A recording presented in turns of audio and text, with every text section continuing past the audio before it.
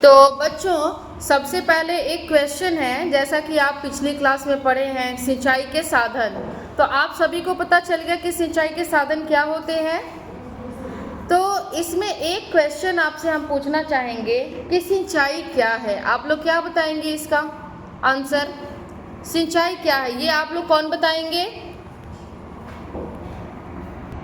जवाब दो। सिंचाई क्या है?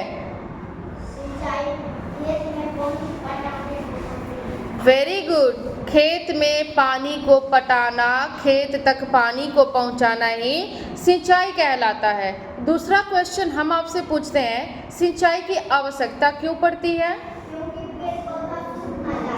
खेत में जो फसल लगे होते हैं वो फसल सूखे नहीं और अच्छी ग्रोथ के लिए।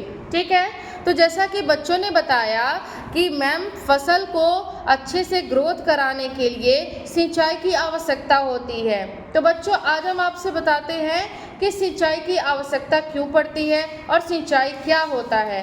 तो सिंचाई होता है कि जैसे अगर बारिश हुई और बारिश होने के बाद वो पानी जो है वो खेतों में आ जाता है, लेकिन जो खेत ऊंचाई पर होते हैं, खेत कुछ तो ऊंचाई पर होते हैं, तो जब ऊंचाई पर खेत होते हैं तो वहाँ पर पानी का लेवल जो होता है ना, वर्षा का पानी उस ऊंचे वाले खेत तक आता है, फिर वो नीचे वाले खेतों में वो चला जाता है पानी।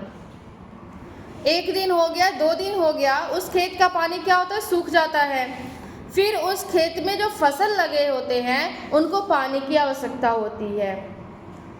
नीचे वाले खेत में पानी चला गया तो उसमें रहेगा, टिकता है वो, ठीक है। लेकिन जैसे ही ऊंचाई वाला खेत होता है तो उसमें पानी की कमी हो जाती है और उसमें जो फसल लगे होते हैं वो सूखने लगते हैं धीरे धीरे।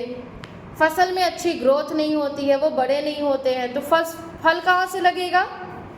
तो उस खेतों तक पहुंचाने के लिए हम मोटर के द्वारा क्या करते हैं, या पंप के द्वारा क्या करते हैं, पानी को खेतों तक पहुंचाते हैं।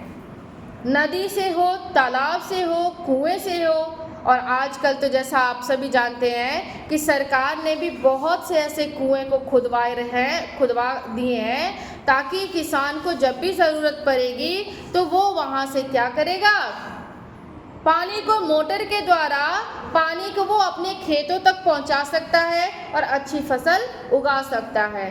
तो ये 2 क्वेश्चन आपको क्या हो गया, इजी हो गया। आप सभी समझ गए कि सिंचाई क्या होता है और सिंचाई की आवश्यकता क्यों पड़ती है। ओके बच्चों, तो आप लोग इस चीज़ को अपने कॉपी पर करके आएंगे। ओके।